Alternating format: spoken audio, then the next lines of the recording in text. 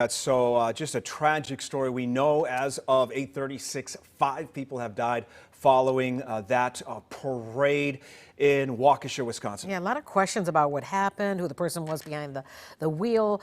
But, people are also wondering, could the outcome have been different? So joining us this morning to talk about security is security expert John Freisig. Hey, this morning, thank you for coming on. We Good appreciate morning. it. Good Good morning. morning. Thank you. So, we don't know all the details. We don't know the agenda, the motive, and all that's all still being, part of this. But for anybody that thinks about going to these parades, I mean, anything can happen to you. How do you prepare yourself for something like this? Can you? Well, these folks, first of all, I want to say my heart goes out to all those folks in this tragic situation. Yes. God bless them all. But here's the thing. We can't be around in society with hypervigilance. These people were there with their guard down to have a great time, a Christmas festive holiday.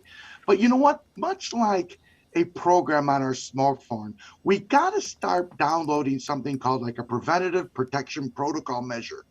If people prepare with water and rations and blankets and everything, you have to be precautionary in your surroundings. You can't walk around like a deer in a headlight. I'm not saying they did anything wrong, because they were there on goodwill and there was evil intent obviously here.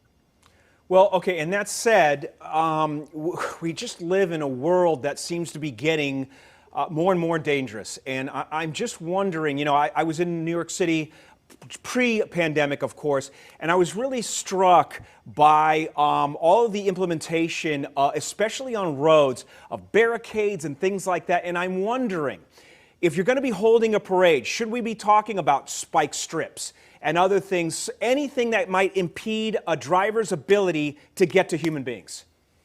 Wisconsin and Waukesha especially is a very wonderful community where their guard could be a little down because they just don't see it happening, the risk factor. Major cities, Chicago, of course, LA, New York, they do have better protective measurements there, like blockades, cement trucks, public works trucks, heavy duty machinery to block. But do we have to get wise now in America? Even if it's a smaller town, a smaller situation, we do have to use better security protective measurements. We just do. We have to go back to our primitive measures of security. And we have to say to ourselves, anywhere, anytime it can happen, because criminal intent does not discriminate. It doesn't matter how this happened or why it happened. If it was because of the past case, we don't know. But we have to take better precautionary measurements. Yeah. And we have to spend the money to enforce this. Well, the thing I'm thinking about is, the chaos that ensued afterwards. Parents were looking for their kids that were even participating in the parade as everybody's going forward, and they're back here. Kid is up there now with part of the parade.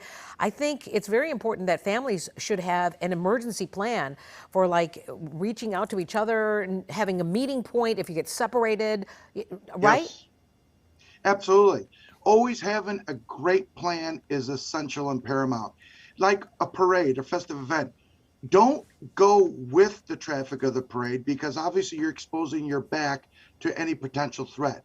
Go against it. Surround yourself by barricades, the police, big heavy trucks. Sometimes those cement poles in front of department stores, you know how they're precautionary to not have cars run into the store to loot. Right. Be around those. Be around fixtures that could stop and subdue a vehicle from hurting you.